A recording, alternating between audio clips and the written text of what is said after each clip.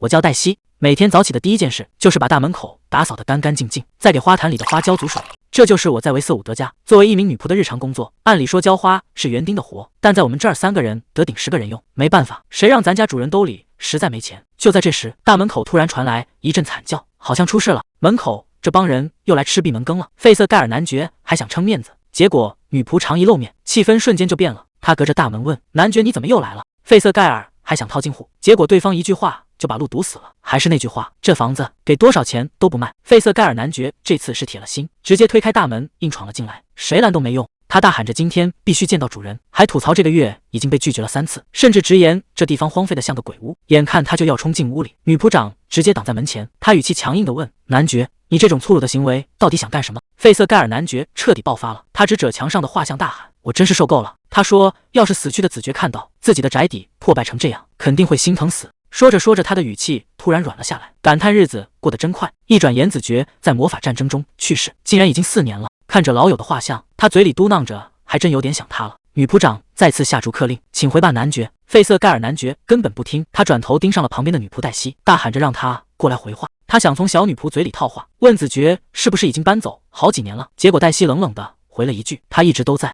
男爵还不死心，又问是不是主人身体太差，没法见人。结果黛西的回答更干脆，他很健康。这下局面彻底僵住了。既然主人就在家，而且身体倍儿棒，那为什么就是不肯露面呢？费瑟盖尔男爵开始打感情牌了。他搬出死去的先代子爵，说自己是受了老友的临终托付，必须得关照一下新任子爵。他一边感慨一边追问：“现在的子爵真的没问题吗？”面对男爵的声泪俱下，黛西头都没抬，只回了一句：“一切都好。”这敷衍的态度让男爵在心里彻底炸了锅。他怎么也没想到，区区一个女仆竟然敢对他这么放肆。费瑟盖尔男爵终于忍无可忍，他觉得这个女仆长太没分寸，竟然敢一而再再而三的顶撞他。他刚准备动手教训一下，心里还在嘲讽对方认不清身份，结果下一秒局面彻底失控了，谁也没看清发生了什么，只听见一声惨叫，男爵整个人直接飞了出去。旁边的仆人们全都看傻了，下巴差点掉到地上。这哪是普通女仆，这分明是个惹不起的高手。男爵这下被揍得不轻，整个人灵魂出窍，随从们手忙脚乱地把他抬走，嘴里还在不停地喊着救命。女仆长转头就开始教训黛西，说当女仆的要沉得住气，在她眼里这种货色顶多算个病秧子浣熊，根本不值得亲自动手。这番话把旁边的随从都听傻了，堂堂男爵竟然被形容成这种小动物。虽然男爵已经半死不活，但他心里很清楚，今天算是踢到铁板了，这个女仆长绝对是个狠角色。随从还想放狠话，结果话还没说完，拳头就已经砸到了脸上，这一拳力道大的惊人，男人整个人直接横着飞了出去，场面一度非常残暴。可黛西却一脸淡定，甚至还理直气壮地说自己已经表现得很有耐心了。女仆长在旁边听得直翻白眼，这满地找牙的局面，谁能信这是在克制？结果黛西又补了一句，说这不怪他，只是他的右手刚好到了叛逆期。黛西显然还没消气，她拎着铲子就开始找地方，甚至在认真考虑要不要直接挖个坑把这帮人埋了。女仆长一看这架势，赶紧摆手拦住他，说这种话听起来太吓人了，他觉得埋了实在是太浪费。他提议把这些人丢到庄园门口，可谁能想到黛西接下来的话更狠，顺便把他们的头砍下来挂在那，好让大家都看看下场。这下连女仆长都愣住了，就正常的让他们坐下。黛西虽然心里犯嘀咕，但官大一级压死人，只能老老实实当苦力，把这帮昏死过去的白痴搬到庄园外。女仆长还在旁边不停洗脑，说这叫技术性正当防卫，只要按他说的做，绝对能把这事儿平了。他甚至还拍着胸脯保证，让黛西相信女仆长家族的信誉。这语气听着确实挺靠谱，可画面一转，黛西就坐在了审讯灯下。这下麻烦大了，他才意识到自己信了对方的鬼话。果然，女仆长的嘴骗人的鬼。那个被揍得满地找牙的男爵，竟然反手把他给告了，罪名还是故意伤害和恐吓。时间回到几天前，黛西正排队等诊面试，她拿到的号码是38号。女人推了推眼镜，礼貌地打了个招呼。可当她看清眼前的人时，这颜值简直让人移不开眼。女人稳住心态，开口询问：“你叫什么名字？”黛西报出了自己的全名：黛西·费格。听到这个姓氏，女人心里咯噔一下，这不就是那位战争英雄安德特的姓氏吗？黛西却表现得很淡定，直言这只是个大众名字，家里也只有一个弟弟。女人一边记录一边打量，1.7米的身高，在女孩子里确实够显眼的。不过这对于她要申请的那份工作，反而是个不小的优势。面试继续，女人问她为什么要当女仆，黛西的回答简单粗暴：为了搞钱。这倒是挺诚实。接着是最后一个问题，你想找什么样的雇主？黛西一脸平静地说：要那种环境极其恶劣，就算死个人都没人发现的豪宅，最好老板还得是个狠角色，能把仆人压榨干的那种。这话一出，女人彻底愣住了。这姑娘怕不是有什么特殊癖好？这种离谱的要求对黛西来说却是正合她意，她似乎有着某种特殊的目的。女人一听立马换了副面孔，兴奋的直夸黛西运气好。她说这可是帝国顶级的豪门，地段好，门槛高，能去那儿工作简直是祖上冒青烟。女人眼里全是美金符号，忙不迭的把地址塞给黛西，恨不得马上把她送走。不过临走前，他还是忍不住叮嘱了一句：“在那儿干活，起码得撑过1个礼拜再辞职啊！”原来女人这么卖力，是为了拿一笔中介回扣。他巴不得黛西赶紧入职，可黛西按照地址找过去，心凉了一大截。这哪是顶级豪宅，简直像个阴森森的鬼屋，大门紧闭，杂草丛生，连门铃都是坏的。这地方真的能住人吗？黛西拿着纸条站在门口，一时间进退两难，只能先在这儿等等看了。这一等就是整整1个小时。黛西在冷风里等的花儿都谢了，甚至开始怀疑是不是根本没人打算理她。就在他忍不住想拆门的时候，沉重的大门总算开了。女仆长急匆匆地跑出来，连声道歉，说自己迟到了。他推开门，确认了一下：“你就是那个来应聘的黛西吧？我是这里的女仆长。”正主总算露面了，看来这趟贼船黛西是必须要上了。还没进门，女仆长就开始给黛西立规矩了。他说：“按理说女仆不能走正门，但在这儿就没那么多讲究了。”不过他对黛西刚才摇晃大门的行为，显然还有点耿耿于怀，直言被黛西粗鲁的动作吓到了。紧接着女仆长又开始挑刺，黛西随口应了一句，立马被他严厉的纠正，在这儿说话必须得用敬语。两人一边往里走，女仆长一边介绍情况。这大片庄园的主人只有1位子爵，而仆人算上黛西也才3个。这么大的宅子竟然空荡荡的没什么人，这气氛怎么看都透着一股古怪。女仆长一边带路一边交代，每月1号发工资，每天朝6晚7准时上下班。这待遇听着倒还算正经。推开房门，黛西都愣住了，这房间大的不像个女仆住的地方。女仆长还特意强调，全庄园就这一间这么宽敞。他让黛西先休息换衣服，一会儿去1楼大厅集合。可就在黛西以为一切顺利时，女仆长的语气突然沉了下来。她说：“还有最后一件事，你必须死死记住，真正的警告马上就要来了。”女仆长神情严肃的警告，绝对不能进主人的卧室，要是有人问起主人的行踪，就统一口径说他出门了。看黛西只是点头不说话，他还特意强调必须开口回答。这规矩立得确实够森严。等女仆长一走，黛西关上门，直接瘫在床上。她倒是一点不紧张，觉得这地方住着还挺舒服，只要能在这里低调混日子，不引起任何人的注意，她的计划就算成功了一半。黛西心里藏着个大秘密，她必须在3年内找到那些东西，不然她的命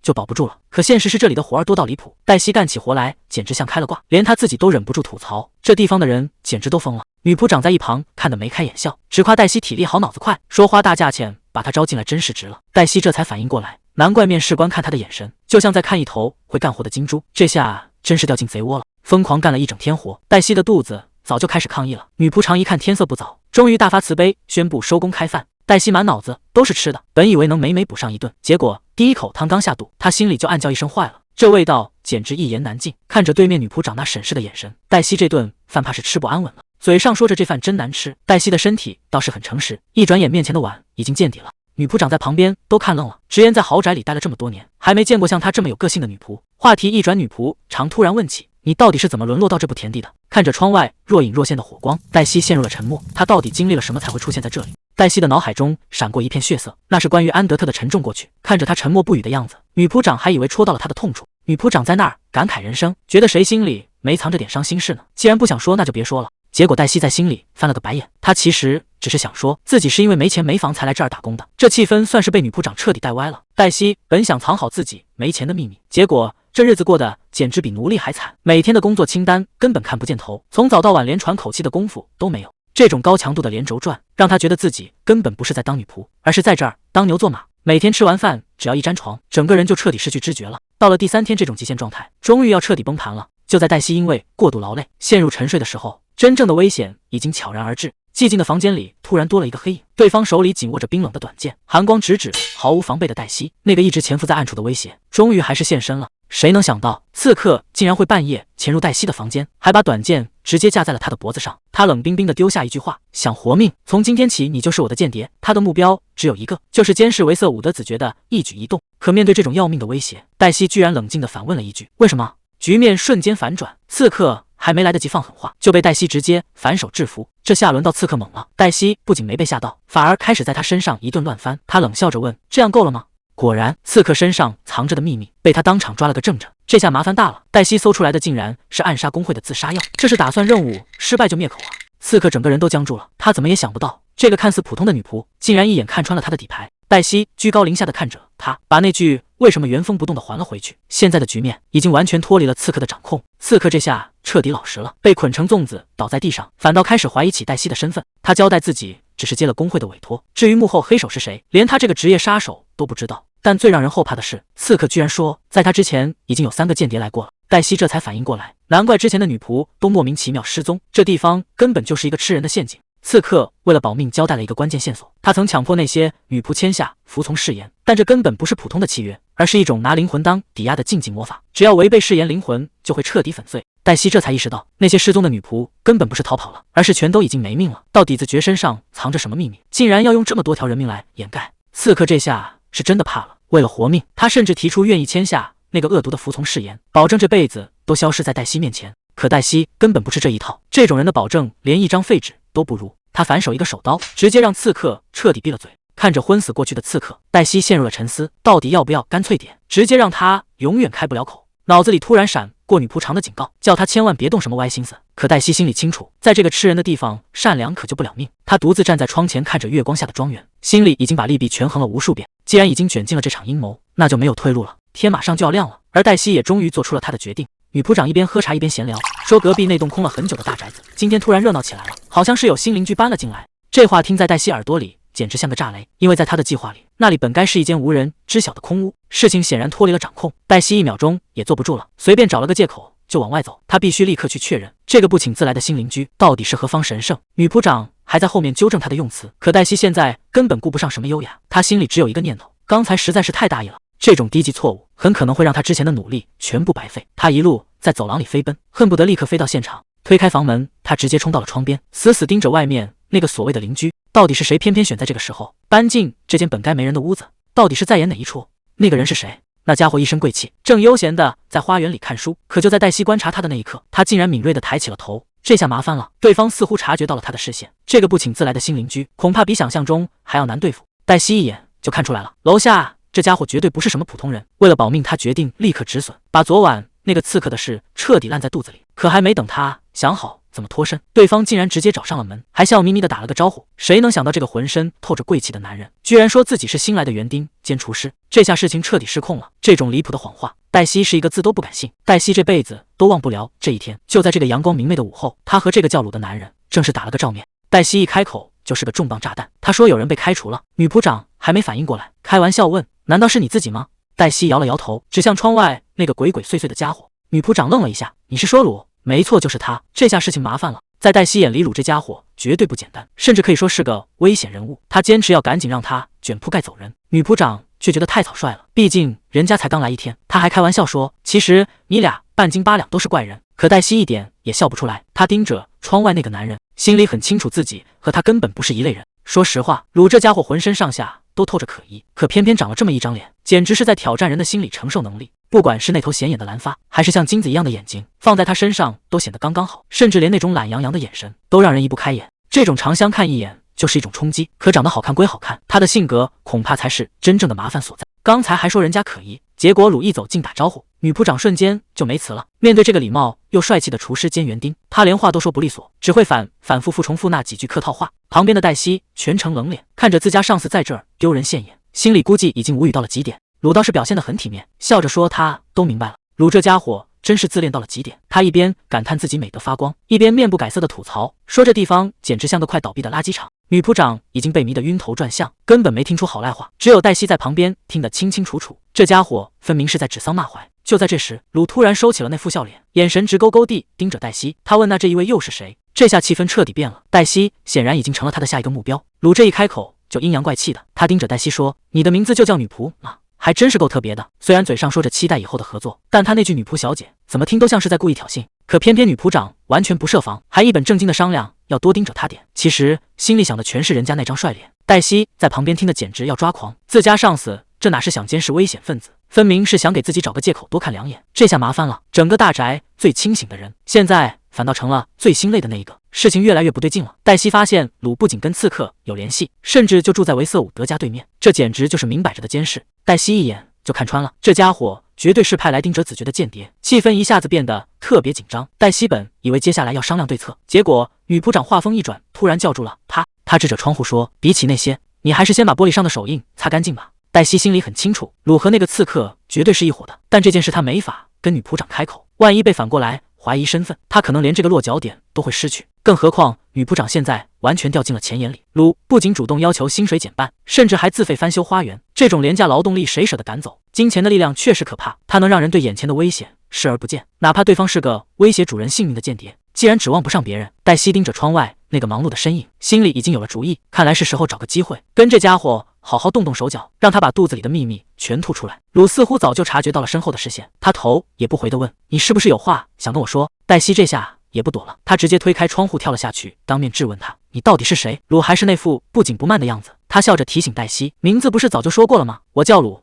亲爱的女仆小姐。”但黛西根本不吃这一套，她逼近一步，语气变得异常冰冷：“我问的不是名字，而是你的真实身份。”面对黛西的步步紧逼，鲁不仅没有半点心虚，反而带着那种让人捉摸不透的笑意问：“你这是想多了解我一点吗？”黛西根本不吃这一套，她冷冷地回了一句：“我们还没熟到那个份上，别在这像条蛇一样绕圈子，老实交代你到底是谁。”可下一秒，鲁突然毫无征兆的逼近，这种压迫感让空气都快凝固了。他在黛西耳边轻声低语，给出了一个谁也没想到的答案。他说：“因为我是你的粉丝。”这句话一出，气氛瞬间变得诡异起来。鲁接下来的话让黛西整个人都愣住了。他说昨晚黛西抓捕变态的全过程，他其实全都看在眼里，甚至还夸黛西胆子够大，敢把陌生人直接锁在屋里。黛西这才反应过来，原来这家伙进府邸就是为了盯着自己。可还没等黛西想好怎么反击，鲁竟然先发制人。他扯开嗓子对着走廊大喊：“女仆长快来啊！”这个小女仆不仅偷懒不干活，竟然还在光天化日之下调戏我。这招恶人先告状，差点没把黛西气的当场背过气去。他脚下一个不稳，直接在走廊里摔了个大跟头。这下麻烦大了，这家伙不仅身份可疑心眼，更是坏透了。黛西心里很清楚，接下来的日子怕是没法消停了。黛西还没来得及躲，女仆长就悄无声息的出现了。女仆长说话慢条斯理的，但字里行间全是威胁。他说刚才好像听到了偷懒这个词，还特意提醒黛西，只有努力干活的人才配吃晚饭。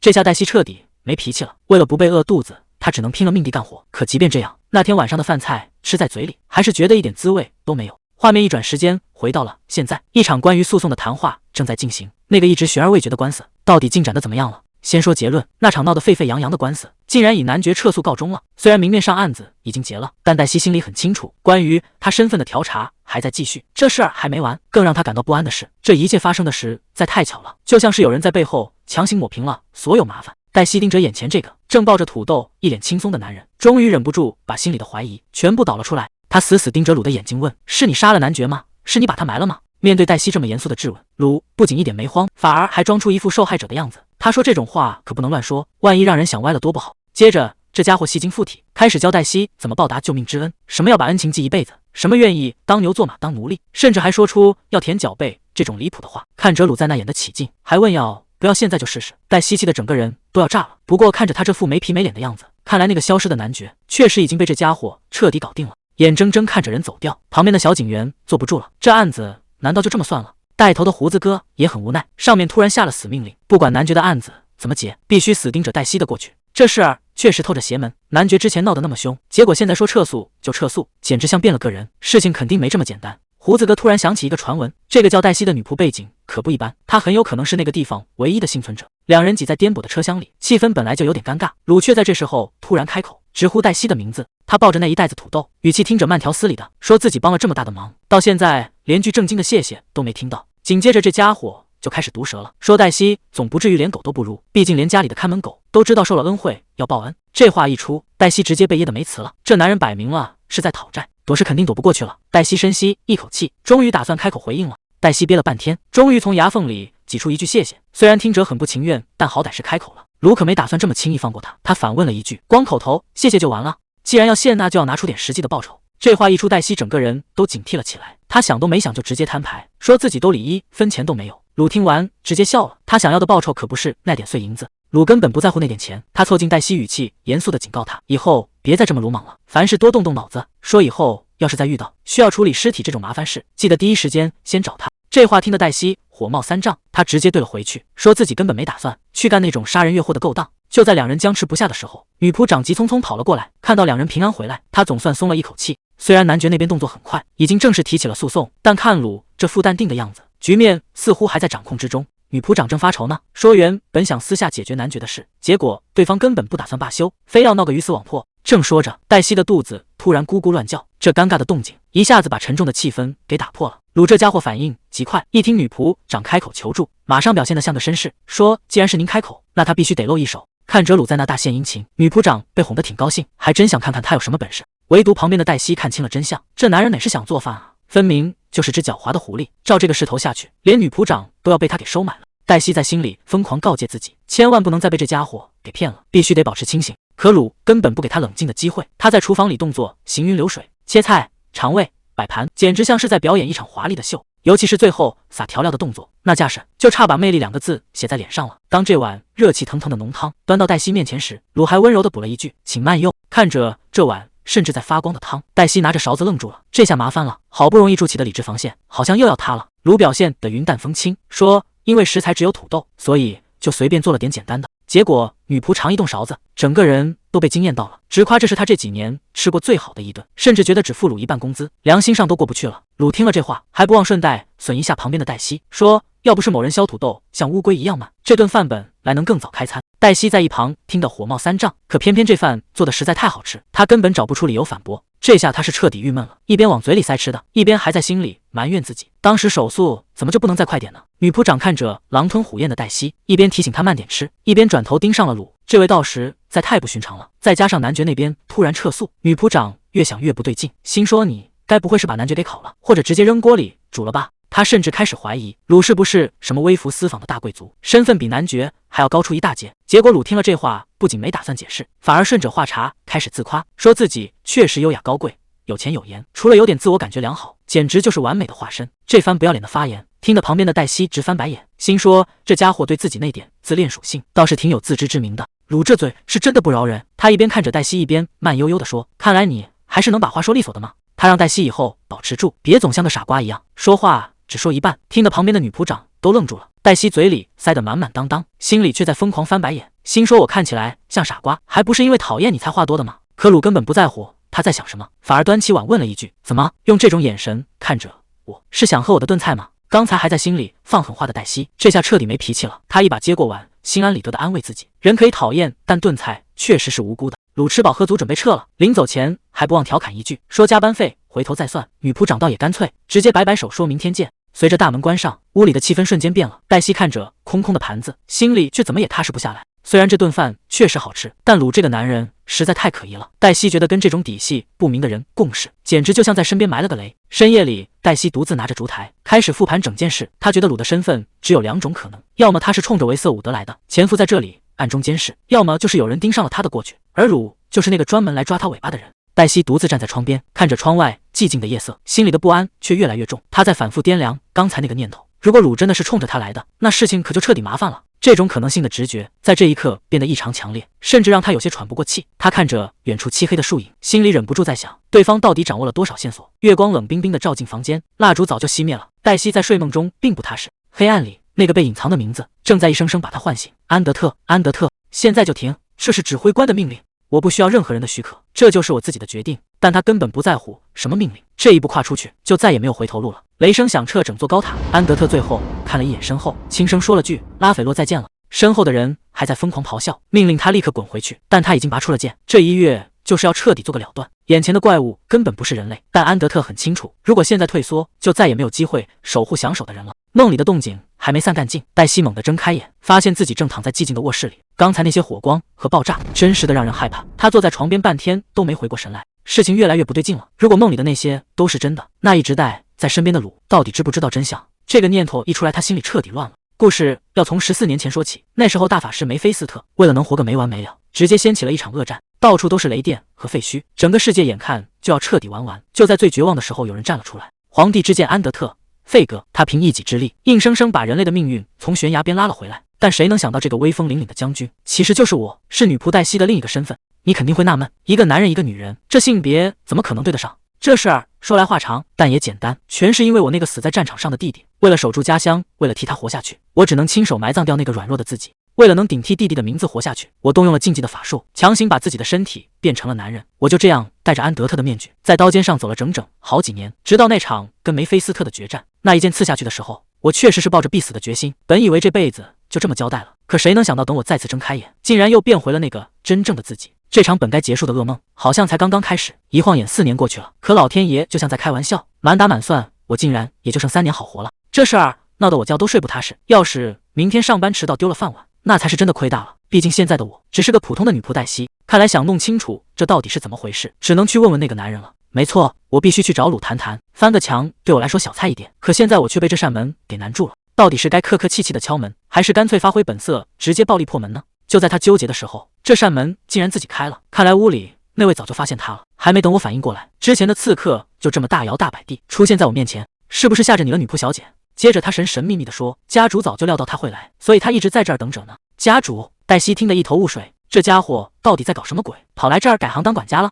男人一本正经地告诉我，家主特意给他交代了，要给我捎句话。我当时还挺纳闷，结果他学着鲁那个毒舌的语气说，既然有空在这儿浪费时间，不如赶紧回去练练怎么削土豆。这话一出，我这小暴脾气瞬间就压不住了，直接冲上去掐住了他的脖子。男人吓得连声求饶，说这全是家主的原话，跟他一点关系都没有。我冷冷地看着他，你们两个现在是打算穿一条裤子来整我吗？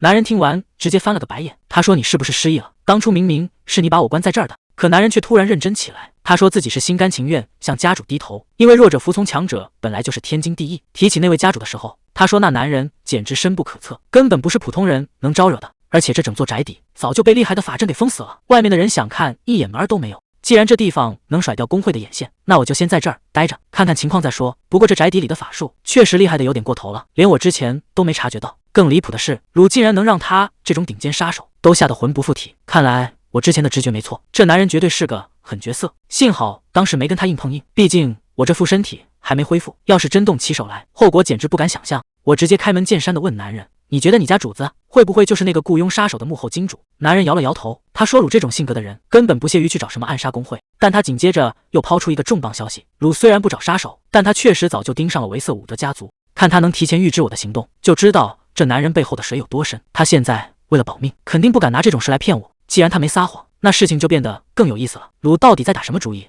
黛西直接对他伸出手，提议咱们两个谈个合作，以后不管查到什么情报，大家互通有无。男人本来还想拿捏一下，问我凭什么要答应，结果看我亮出了拳头，他立马就老实了。最后我俩定好规矩，每周在这个时间见一面，谁也别想耍花样。男人无奈的跟我握了手，这就算是正式结盟了，以后在这宅邸里咱们也算是有个照应。可还没等我松口气，他突然一脸认真的问我，你知不知道毯子该怎么洗？黛西表面上在洗衣服，其实心里一直在盘算，昨天的监视居然一点破绽都没抓到，看来这招根本没用。既然暗地里查不出什么，那就只能换个法子了。他盯着不远处的鲁，心里已经有了决定，与其在这儿瞎猜，不如直接找他摊牌。黛西主动走上前去，叫住了正在忙活的鲁，他说自己带了个好东西，要亲手交给他。还没等鲁反应过来，他已经把东西塞进了他手里。鲁低头一看，整个人直接愣住了，他显然没料到黛西拿出来的竟然是这玩意儿。鲁看着手里的信封，一脸淡定地拒绝了黛西。他说自己被告白太多次，已经有点应接不暇了。黛西在旁边听得满头黑线，这男人到底在自作多情什么？鲁还装模作样的打开信纸，说既然你这么有诚意，那我就勉为其难读一下。结果刚看第一行，他就彻底没话说了。这根本不是什么情书，而是黛西列出的调查报告，上面清清楚楚写着他的身份，疑点重重。这下局面彻底反转了，看他还要怎么编下去。鲁拿着那份调查报告，不仅没慌法，倒打一耙，嘲笑黛西是不是对他太关注了，甚至觉得他自我意识过剩。黛西听完差点没气乐了，到底是谁自我意识过剩啊？刚才某人还在那儿自我陶醉，又是夸自己长得美，又是吹自己优雅高贵，那副自恋的嘴脸简直没法看。现在居然有脸反过来指责别人，黛西当场就想拆穿他的真面目。结果鲁根本不接这茬，直接回了一句随便吧。这摆烂的态度真是让人拿他一点办法都没有。黛西还在后面不依不饶，非要鲁给那份调查报告一个交代。结果鲁根本不接招，反手递给他一个沉甸甸的花盆。他说只要黛西能在这里面亲手种出一朵花来，他就把一切都交代了，而且强调必须从种子开始种，绝对不能耍赖移栽。黛西听得一头雾水，这都哪儿跟哪儿啊？种个花就能换来真相？鲁露出一副高深莫测的笑容，他说自己的真实身份其实藏着一个惊天大秘密，只要花开了，答案自然就会揭晓。鲁这算盘打的是真响，他说这种惊天大秘密肯定不能白送，让黛西种盆花换真相，已经算是非常客气了。黛西还在那儿纳闷为什么要种花的时候，鲁又抛出了第二个选择，不想干活也行，直接拿500金币来换。这话一出，黛西差点没当场气晕过去。500金币是什么概念？他就算不吃不喝干上100年，也攒不够这笔巨款。这下没得选了，黛西只能咬着牙答应种花，还警告鲁到时候千万别食言。看着黛西抱着花盆离开，鲁露出了一个得逞的微笑。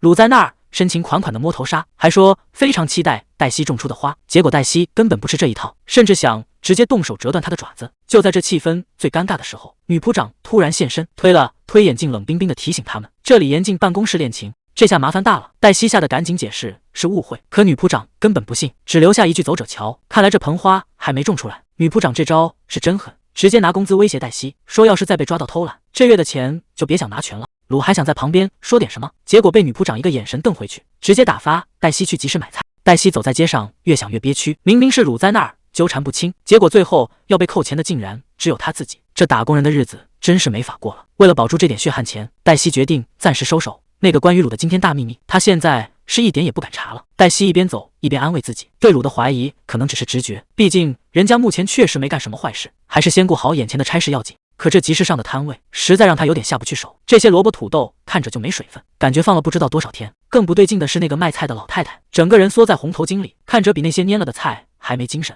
黛西虽然心里嫌弃的要命，但为了交差，还是硬着头皮要了7个土豆。老太太一听有人买菜，慢悠悠的抬起头，那句终于有客人来了，听得人心里直发毛。老奶奶笑呵呵的送走了黛西，还叮嘱她下次再来。黛西看着篮子里这些发了芽的土豆，心想反正鲁的厨艺那么好，应该能把这些烂摊子处理掉。可他低头仔细一数，发现篮子里竟然多出了1个土豆。这下老实人黛西坐不住了，觉得肯定是自己刚才数错了，必须得赶紧回去把钱补上。可等他急匆匆赶回摊位时，却发现老奶奶身边多了一个灰蓝色头发的陌生人。那人语气听着挺客气，问老奶奶今天赚到钱没有，但这没头没脑的一句话让黛西下意识停住了脚步。原来这帮人根本不是来买菜的，他们不由分说抢走老奶奶手里的钱，非说这是什么商会费。老奶奶苦苦哀求，说自己只是个摆小摊的，根本没加入过什么商会。结果话还没说完，男人直接一记重拳挥了过去。这帮混混变本加厉，叫嚣着要是交不起钱，就赶紧关门滚出这片地盘。就在老奶奶绝望的时候，黛西终于站了出来，她语气冰冷地问那帮人，是不是都想进垃圾桶里待着？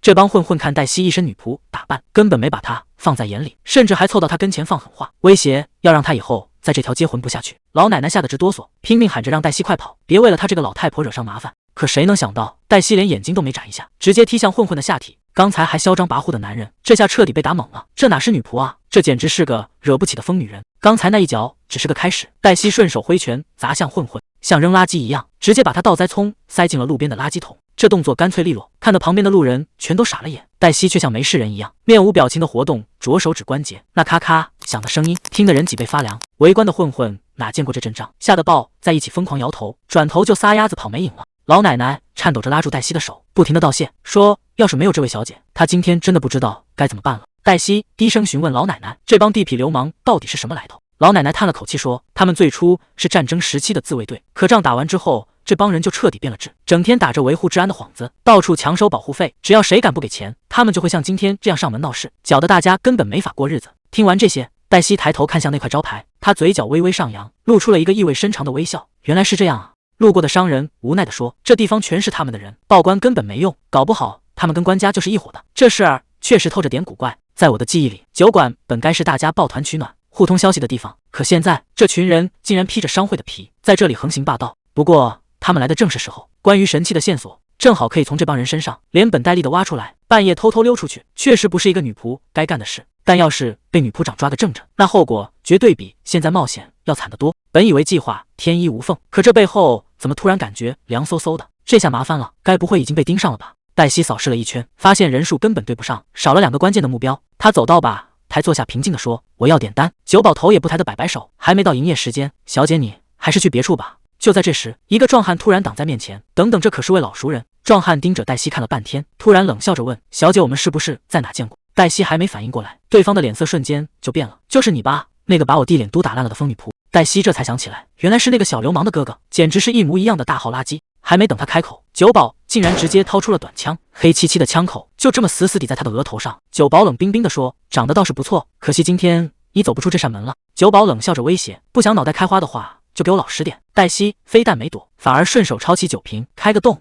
你是说像这样吗？还没等对方反应过来，酒瓶已经在他头上开了花，连枪管都被砸弯了。旁边的壮汉彻底炸毛了，咆哮着冲上来要拼命，结果被黛西反手一记重拳当场放倒。看着满地找牙的流氓，黛西活动了一下手腕，笑着问，下一个是谁？刚才还不可一世的2个壮汉，现在只能乖乖举起双手，颤抖着问，小姐你到底是何方神圣？黛西转过头，指着墙上那张拯救世界的英雄合照，平静地吐出3个字，他就是我。看着2人目瞪口呆的样子，黛西冷哼一声，老娘当年拼了命才救下这个世界，可不是为了看你们这种垃圾到处撒野的。更何况他现在没时间在这里耗着，接下来的3年里，他必须找到那个消失的东西。在黛西的逻辑里，为了保命就要吃好喝好，可这帮流氓到处收保护费，害的食材都不新鲜了，这不就是在谋财害命吗？他越想越气，直接把这帮人逼到了死角。谁想第一个领死，流氓们吓得连连后退，赶紧搬出后台保命，说自己可是的属组织的人，要是敢动他们，以后就别想在这一带混了。黛西听完一脸淡定，什么地鼠听都没听过。就在这时，门口传来一个低沉的声音：“地鼠吗？那不过是一群战争后冒出来的情报贩子罢了。”男人推门而入，男人语气冰冷：“这个叫地鼠的组织，势力遍布整整13个国家。为了情报，他们可以不择手段。更神秘的是，连他们的首领是谁，外界都一无所知。”男人斜眼看着九保，这种级别的庞然大物，怎么可能看上你这种不入流的小角色？九保这下彻底急了，一边翻找口袋，一边大喊：“我们真的是地鼠的人！不信你看这个！”他掏出一枚金灿灿的硬币，这就是证据。你们要是敢动，我绝对会后悔的。男人接过硬币，仔细端详，看来这九保没撒谎，他们确实是地鼠组织的人。男人压低声音劝黛西：“情报工会最看重信誉和地盘，哪怕这只是个破酒馆，动了他们就等于捅了马蜂窝。”可黛西接过硬币，反而露出了笑意。既然有后台，那这帮人的利用价值可比普通流氓大多了。他凑到男人耳边提了一个大胆的计划：利用这帮人控制村子，不仅能躲开追捕，还能顺便打听情报，简直是一石二鸟。男人却没那么乐观，这帮人可不是省油的灯，万一他们背后捅一刀，局面可就彻底失控了。男人盯着黛西，还是想问个清楚，你拿走那枚硬币到底想干嘛？黛西根本没接茬，反而转过头对着那帮流氓冷笑一声：“现在你们知道该怎么做了吧？”男人心领神会，在一旁抱着胳膊帮腔：“当然了，女仆小姐说什么就是什么。”这两人一唱一和，气场全开，直接把对面的流氓吓得魂都没了。黛西语气平静：“既然商会已经正式成立，那就直接开始我们的第一次正式任务吧。”男人低声询问：“难道你要找的就是传说中那个能让人死而复生的圣物？”黛西点点头，这东西一直藏在暗处，没人知道它的下落。可男人接下来的话却让气氛瞬间变了。前几天主人竟然也在打听这件东西，这事儿有点太巧了，背后到底藏着什么秘密？听刺客那意思，鲁的房间里藏着不少秘密，那本旅行指南里的书签刚好就停在圣物那一页。如果真是这样，事情就完全对得上了。明明是个不缺钱的主，却非要跑来这儿当厨师和园丁，他到底在图什么？看来这个鲁的身份绝对没那么简单。在维瑟伍德庄园里，黛西正盯着鲁手里的那本书，直觉告诉他，圣物的线索一定就在这里。可鲁这家伙实在太敏锐了，他笑着调侃，盯着男人的脸看这么久，是不是该给个好评？黛西赶紧收回目光，这家伙果然不好对付。不过真正的计划已经开始了。黛西低声向他汇报，种子已经播下去了。谁能想到，鲁手里那本给小孩看的书，竟然就是黛西要找的关键。黛西盯着那本书，怀疑里面肯定有圣物的猫腻。女仆长还想打个圆场，开玩笑说是不是鲁魅力太大，才让黛西看得这么入神。结果女仆长一开口，直接列出了一长串的工作清单：洗衣服、扫走廊、换灯泡。这下轮到黛西傻眼了，因为这些活儿她竟然一件都没干。女仆长催得紧，直言不干活就没饭吃。黛西只能在心里嘀咕，这女仆长的心肠真够硬的。鲁却在这时候凑了过来，问黛西有没有给花起个名字。黛西觉得莫名其妙，连中的是什么都不知道，起名有什么用？鲁却一脸认真的提醒，如果不花点心思去养，这花恐怕还没发芽就要枯死。看来想要在这儿扎下根光，靠蛮干可不行。鲁倒是表现得很洒脱，直言如果黛西不想查他的底细，那也随他的便。黛西反复念叨着名字这2个字，似乎触动了什么心事。名字什么的以后再说，当务之急是得先把这帮碍事的家伙处理掉。这帮刺客真是踢到了钢板，几分钟前他们还嚣张地闯进来，想让黛西这个小女仆老实交代，结果狠话还没说完，黛西直接2招放倒，快到对方连求饶的机会都没有。看着地上这俩动弹不得的废物，黛西心里很清楚，阴沟里的那些老鼠果然又开始坐不住了，而且这次竟然还派了2个送死的过来。黛西推开窗户，直接把这帮刺客像扔垃圾一样甩到了窗外。她甚至还在盘算要把这几个废物送给隔壁，当成白干活的苦力。紧接着她纵身一跃，动作利索地翻下高楼，本以为神不知鬼不觉，结果一抬头，女仆长正拿着烟斗在阳台上盯着她看。女仆长悠悠地开口问：“黛西小姐，你这大半夜的到底是在闹哪样？”黛西这下彻底僵住了，眼前这位女仆长简直冷得像块冰。看着地上被揍成猪头的间谍，女仆长语气平淡地追问：“是你一个人把他们收拾掉的？你该不会把人杀了吧？”黛西赶紧摆手解释说：“只是把他们打晕了而已。”可女仆长只是静静地抽着烟，一句话也不说。这种沉默反而让黛西觉得更吓人。更奇怪的是，看到家里闯进刺客，这位女仆长竟然连眉毛都没抬一下，看来想在这个家里当老大，没点铁石心肠还真坐不稳这个位置。女仆长掐灭了烟斗，语气严肃的让黛西跟他走一趟。黛西这下心里彻底没底了，一路上都在胡思乱想，觉得自己肯定要因为刚才的事卷铺盖走人了。可没想到女仆长突然停下脚步，一脸认真的对她说：“黛西，你对我来说真的很重要。”就在黛西还没反应过来的时候，对方又补了一句：“因为你是这么多年来第一个能在庄园里活过1个星期的女仆。”为了奖励黛西的优秀表现，女仆长决定再给她一个机会，让她继续留在这里发光发热。她指着墙上的画像问：“黛西小姐，你想见见这家的主人吗？”虽然嘴上说着你自己拿主意，但女仆长的眼神里分明写满了志在必得。黛西也是个爽快人，想都没想就一口答应：“我要见他。”可她哪里知道，这一点头就等于签了卖身契，这辈子恐怕都别想离开这个家了。黛西这会儿心里正美着呢，她觉得只要拿到了铁饭碗，以后就算再把谁揍成猪头，也不用担心被开除了。她兴奋地抓着女仆长的手，大喊着一定要见主人。女仆长纠正完礼仪，突然话锋一转，要求黛西立下一个死誓，绝不能泄露关于主人的任何事，甚至还要亲自施展魔法。黛西这下彻底懵了，原来这个女仆长竟然还藏着这种本事。女仆长直接开启魔法阵，当面质问黛西愿不愿意为了家族保守秘密。黛西没有犹豫，一口答应了下来。可就在契约成立的一瞬间，女仆长却发现了不对劲，这根本不是黛西第一次立誓，这种誓言是刻在灵魂里的，就算换了身体，这辈子也别想甩掉。它就像个撕不掉的标签，永远跟着你。女仆长心里很清楚，既然黛西没法开口，那她也就不再多问了。她随手推开房门，让黛西跟着进来。女仆长点燃蜡烛，领着黛西走进黑暗的深处。她叮嘱黛西规矩点，待会儿的拿出该有的礼数。女仆长压低声音介绍，这里的主人就是格雷，维瑟伍德男爵。可他怎么也没想到，自己活了这么久，竟然会被眼前这东西给难住。黛西这辈子也算见过大世面了，从形形色色的人到死人堆里爬出来的战场，什么大风大浪他没经历过。他敢发誓，这绝对是他这辈子头一回见到这种蛋。听女仆长的意思，这颗蛋竟然是老主人亲手托付的。正儿八经的家族接班人，罗斯贝尔家的所有头衔和家产全都在这颗蛋的名下。虽然老伯爵现在还活得好好的，但因为那份婚前协议，这笔巨款谁也动不了。黛西这下全明白了，那些刺客之所以阴魂不散，八成就是冲着这笔钱来的。谁能想到这个看起来穷得叮当响的家，背后竟然坐镇着罗斯贝尔伯爵？他可是当年跟剑圣并肩作战的狠角色，要是让他知道有人敢动这笔家产，那绝对会当场翻脸。黛西盯着那颗蛋问，难道主人真的就在这颗里？女仆长点点头，这蛋不仅有脉搏，这些年竟然还在慢慢长大，就像是一个活着的保护壳。黛西这脑洞也是没谁了，她甚至在想，万一这蛋壳里蹦出来个大公鸡，还一本正经的自称是男爵，那场面简直没法看。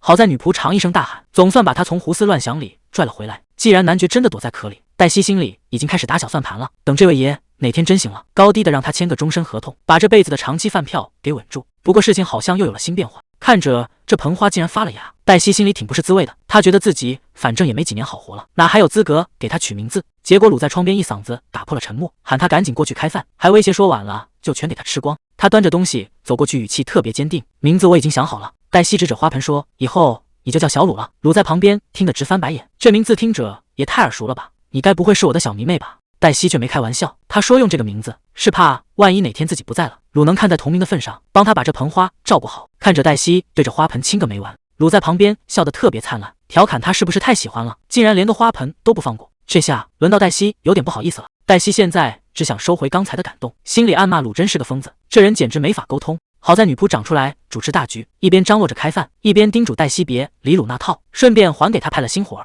让他吃完饭去趟缝纫间。结果鲁还是没打算闭嘴，临了还不忘补上一刀，让黛西出门买菜的时候千万别光盯着土豆买，吃饱喝足一出门，外头这阵仗直接把他看懵了。满大街张灯结彩，到处都是疯跑的小孩，嘴里还喊着要当什么大司令拉斐洛。黛西心里直犯嘀咕，这街上怎么吵成这样？难不成是赶上什么大节了？黛西在报摊前停下了脚步，报纸头条赫然写着和平4周年纪念，报纸上还提到那位大名鼎鼎的拉斐洛今年竟然要缺席庆典。不过另一边，刺客管家倒是挺高兴，看着送上门来的2个新劳动力，他笑得合不拢嘴，直呼这帮手来的正是时候。报纸上这个叫拉斐洛的男人，跟4年前相比，真是一点都没变。不知道这些年他过得怎么样？更让他在意的是，在自己死后，那场战争到底是怎么结束的？当年他自作主张违抗命令离开，不知道他会不会一直恨他？曾经他们像亲兄弟一样并肩作战，可现在的局面已经完全不同。要是让他知道现在的女仆黛西到底是谁，事情恐怕就真的麻烦了。他最怕对方不愿承认过去，所以只能逼着自己不再回头。街上的店主正热情地打招呼，说这周到处都在打折，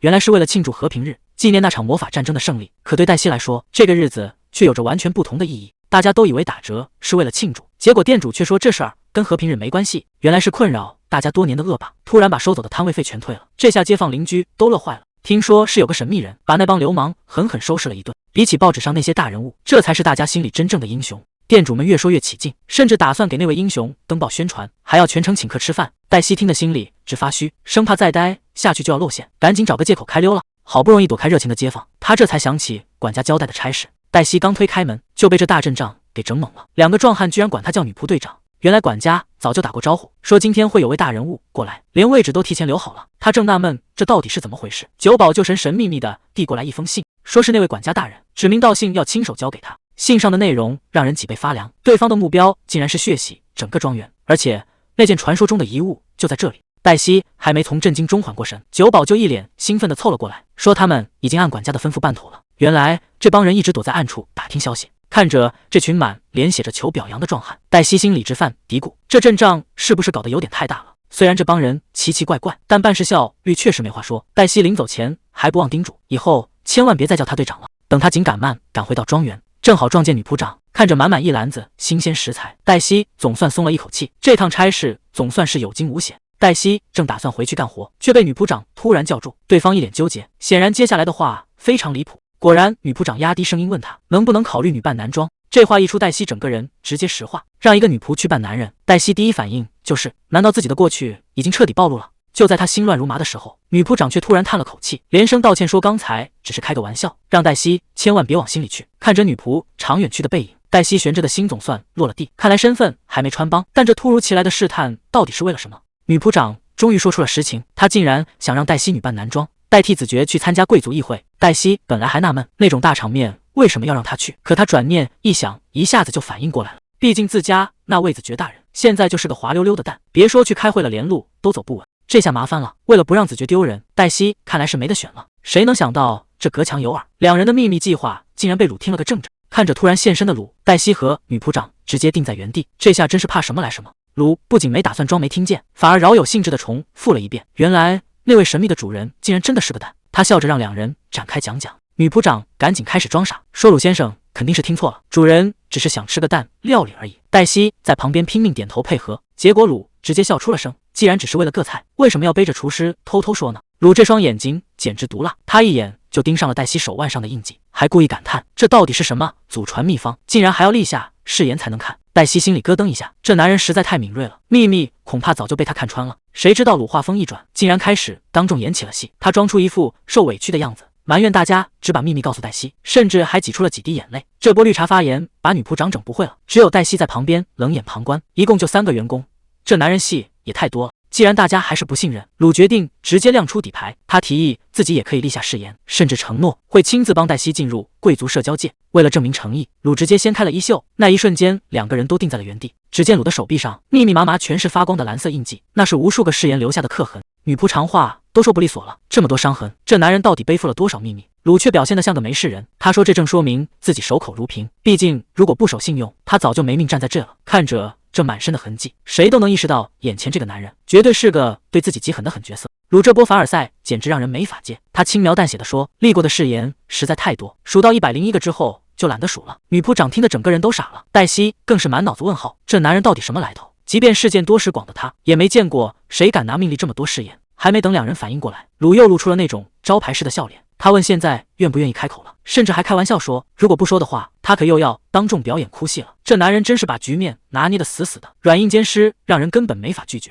遮盖物被猛地掀开，一个巨大的蛋出现在众人面前。鲁盯着他发出一声感叹，似乎在欣赏什么稀世珍宝。他一边伸手抚摸，一边赞叹这外壳够硬，曲线也优雅的不像话。就在大家都以为他要开始研究时，鲁竟然不按套路出牌，他手上猛地一使劲，只听咔嚓一声，坚硬的蛋壳竟然被他直接砸碎了。这突如其来的暴力拆解，把旁边的女仆长吓得魂都没了。她尖叫着问鲁到底在干什么。蛋壳碎裂的瞬间，竟然触发了某种防御系统，刺眼的红光刷的一下亮起，系统疯狂报错提示检测到外部损伤。还没等大家反应过来，更离谱的事情发生了，蛋壳表面竟然开始了自动修复，原本掉落在地上的碎片，在金色的光芒中重新悬浮，就像时间倒流一样，裂痕正在飞速消失。鲁盯着这个蛋一脸嫌弃的吐槽，这外壳的设计品味简直烂透了，尤其是魔法激活时出现的眼睛标志，简直就是那个叫迪安凯特的家伙的专属风格。女仆长急忙反驳说，这原本应该是保护子爵的魔法道具，而且他贴近听的时候，甚至能感觉到里面有心跳声。他尖性子绝就躲在里面，生怕鲁的粗暴动作会伤到人。结果鲁根本没打算停手，他反而笑得更灿烂了。既然大家各执一词，那干脆现在就弄个明白。他周身再次亮起魔法阵，看来不管里面藏着的是子爵还是什么别的东西，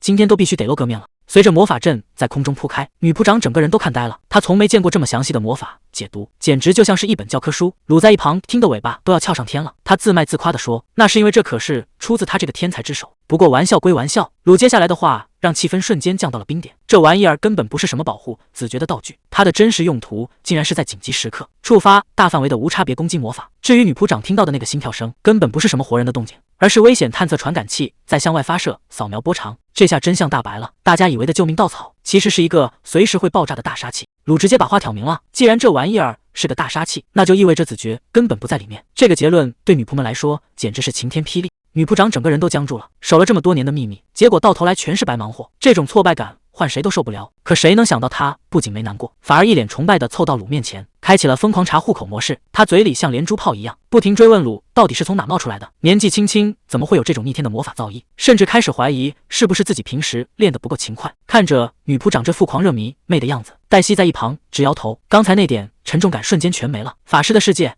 普通人果然理解不了。黛西突然变得非常敏锐，她直接抓住了鲁刚才的话柄，质问他为什么管迪安·凯特叫那家伙。这种随意的口气可不像是在提一个传说中的人物。鲁并没有正面回答，反而带着一丝玩味的笑意反问他是不是对他很感兴趣。看着鲁这副深不可测的样子，黛西心里已经实锤了，这两个人绝对认识。但真正让他感到脊背发凉的是，迪安·凯特明明在他出生之前就已经死了很多年了。如果鲁真的认识一个死人，那他的真实身份恐怕比大家想象的还要恐怖。鲁之所以认识那些死掉的大人物，是因为他掌握着禁忌的延寿魔法。这男人看着年轻，其实是个活了很久的老妖怪。不过鲁显然没打算纠结过去，他话锋一转，提到了黛西要在贵族圈出道的事，还拍着胸口保证自己能帮上大忙。他打算利用魔法把黛西彻底包装一番，毕竟对他这种天才法师来说，瞒天过海简直是小菜一碟。女仆长虽然承认他的本事，但看哲鲁那副自恋的样子，心里还是直打鼓。魔法水平确实没得说，可这人的性格总让人觉得接下来的计划会变得非常不靠谱。女仆长还是放心不下，觉得让黛西一个人去社交圈闯荡实在是太冒险了。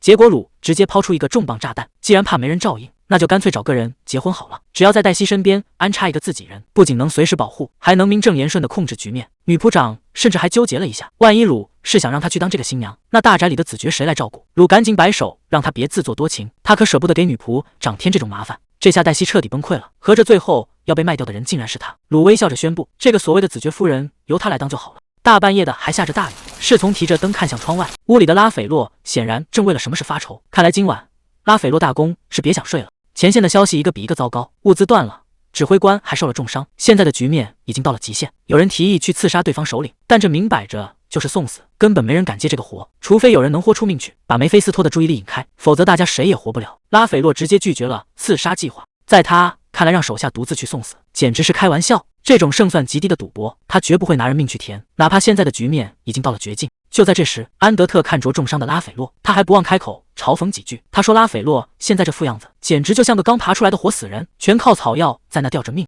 不过安德特接下来的话让所有人都愣住了，他说如果换成他去，这桩买卖就有胜算。看这架势，他是打算一个人去掀翻全场了。拉斐洛彻底急了，他死死拽住安德特的衣领，直接下达了死命令，他绝不允许安德特去冒险，要求对方必须留在自己身边，直到这场战争彻底结束。可安德特只是笑了笑，完全没把这道命令当回事。就在拉斐洛愣神的功夫，安德特的身体竟然开始像烟雾一样散开，任凭拉斐洛怎么喊，对方还是在他面前一点点化成了灰。拉斐洛刚从噩梦中惊醒，整个人还没缓过神来，侍从就推门进来了。这么晚赶过来，显然是出了大事。首都那边的皇帝终于坐不住了，据说皇帝私下找了几个贵族，已经盯上了北方的矿山，准备大干一场。更糟糕的是，皇帝点名要让拉斐洛去当先锋，这明摆着是要把他推回前线。拉斐洛心里很清楚，皇帝这是急着想让他去送死，根本没安什么好心。看来这平静的日子马上就要到头了。侍从带来了一个惊人的消息，1个月前，女王岛上竟然出现了一个幸存者。这个女人身份背景被藏得极深，为了送出这份情报，送信的人甚至闯了3次鬼门关，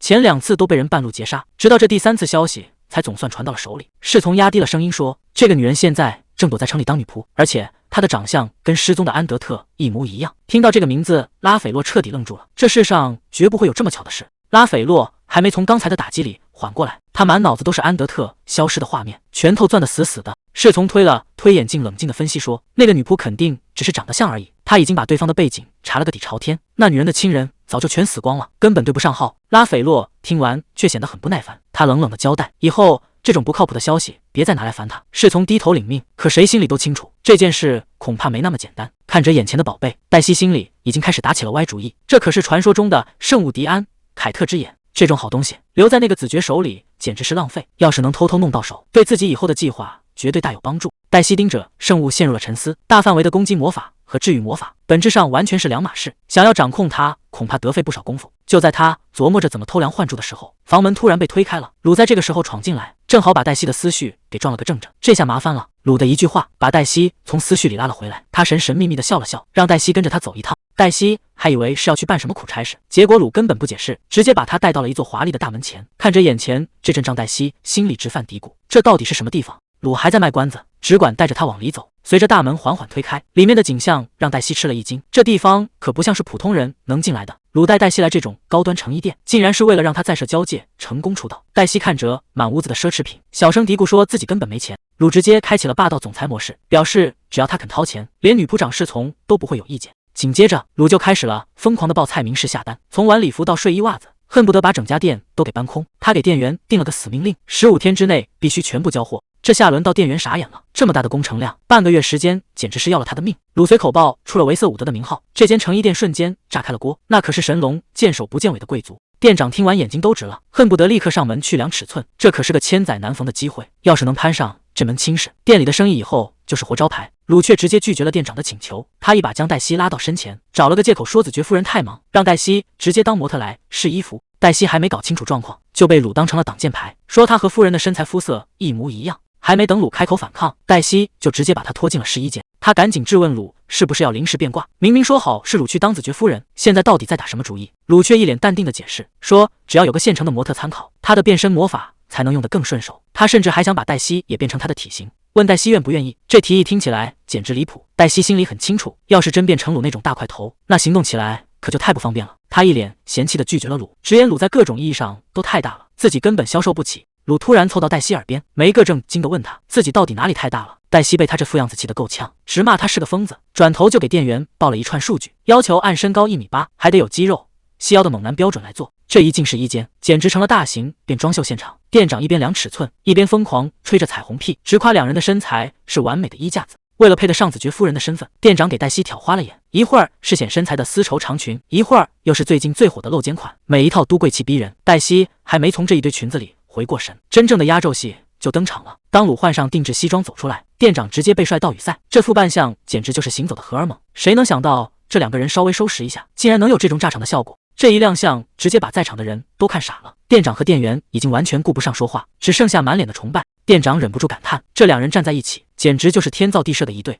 这哪是潜入计划，简直是要了黛西的老命。比起这种没完没了的换装，他宁愿回去打扫卫生。鲁突然凑过来问，要不要去吃个冰淇淋？无事先殷勤准备好事，黛西现在满脑子都在想，这家伙又在憋什么坏主意。鲁这招真是绝了，打一巴掌给个甜枣，完全把黛西当成宠物在哄。他指了指远处的树荫，让黛西在那乖乖等着，别到处乱跑。结果他根本坐不住，走着走着竟然来到了一座纪念馆。这地方阴森森的，看着像是个烈士墓地。黛西这才反应过来，鲁刚才的叮嘱恐怕没那么简单，真是邪了门了。空荡荡的纪念馆里竟然有个声音在叫黛西，那个声音阴魂不散，一直在问他到底在看哪儿，就像是在故意引他过去。他顺着声音往前走，停在了一扇铁门前。随着大门被缓缓推开，里面的秘密这下藏不住了。门后的世界竟然是安德特最想抹掉的回忆，那是一场真正的修罗场，到处都是爆炸和惨叫。战友们已经杀红了眼，拼命喊着让他振作一点。敌人的数量根本数不清，身边的人一个接一个倒下，所有人都在劝他赶紧撤退，但作为指挥官，他根本无路可退。这一战的代价比任何人想象的都要沉重。安德特怀里的战友已经撑不住了，满脸是血的交代着最后的遗言，想让安德特帮他照顾母亲。安德特根本听不进去，他愤怒地吼着让对方别说丧气话，有什么话等战争结束自己去说。就在回忆最惨烈的时候，鲁的声音突然响了起来，他告诉黛西，那场战争早就已经结束了。安德特像是魔怔了一样，指着空无一物的山脊疯狂大喊，还让他赶紧帮他搬运伤员。但鲁的声音冷冰冰地砸了下来，他说这里根本没有什么恶魔军团，让黛西赶紧清醒过来。黛西低头一看，怀里的伤员竟然瞬间化成了灰烬，原来这一切全都是幻觉。他不敢置信地问，难道战争真的已经结束了吗？鲁看着他的眼睛给出了承诺，是的，再也不会有人死去了。鲁看着黛西开起了玩笑，他说现在唯一要死掉的只有他手里快化了的冰淇淋。这一句话让刚才那种压抑的气氛瞬间散了。鲁温柔地伸出手说，我们回家吧。黛西晕倒在鲁的怀里，黛西猛地从床上惊醒，看着周围陌生的环境，她一时间分不清这到底是哪。鲁正坐在旁边安静地看书，他头也不抬地提醒黛西，水就在手边。黛西这才意识到，原来之前听到的声音不是在做梦。她郑重地向鲁道谢，说是鲁救了她一命。鲁却笑着提起了那只冰淇淋，说他要是听到这句谢谢肯定很高兴。原本沉重的话题一下子变得轻松了起来。鲁守在床边还不忘调侃，说自己为了背某人回家，连冰淇淋都没顾上吃。黛西虽然觉得他爱说教，但心里确实没法反驳。